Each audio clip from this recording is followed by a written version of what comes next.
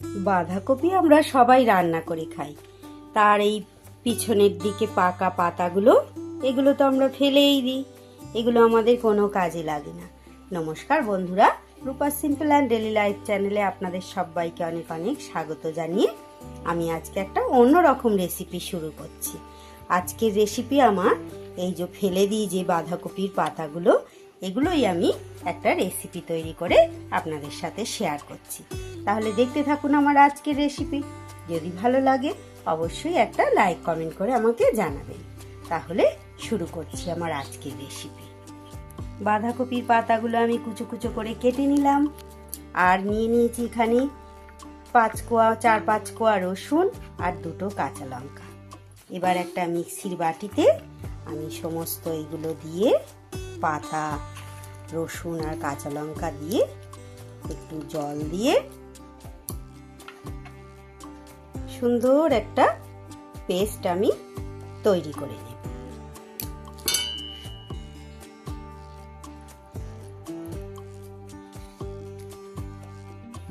গ্যাসে কড়াই বসিয়ে আমি পরিমাণ মতো সর্ষের তেল দিয়ে দিলাম।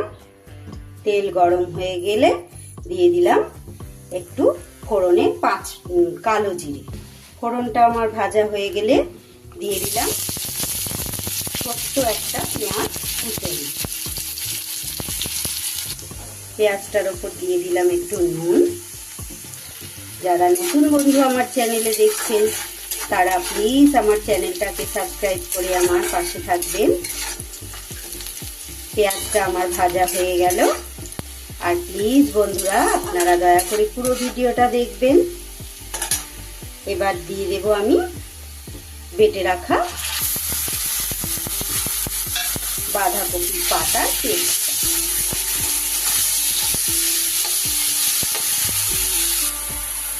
মিক্সির বাটি ধোয়া জলটুকু দিয়ে দিলাম, আর দিলাম একটু হলুদ গুঁড়ো। খুব ভালো করে একটু মিশিয়ে নিলাম,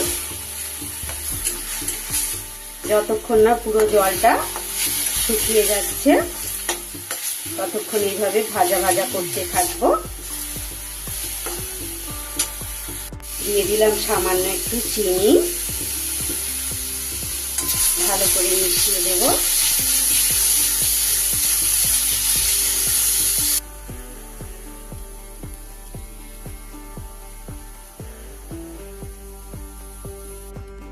তৈরি হয়ে গেল আমার গরম ভাতের পাতে সুন্দর একটা ফেলে দেয়া সবজির খোসা দিয়ে দারুণ সুন্দর একটা মুখরোচক রেসিপি। তাহলে এখানেই শেষ করছি বন্ধুরা। যদি ভালো লাগে অবশ্যই আমাকে কমেন্ট করে জানাবেন। পুরো ভিডিওটা দেখার জন্য আপনাদের অনেক অনেক ধন্যবাদ।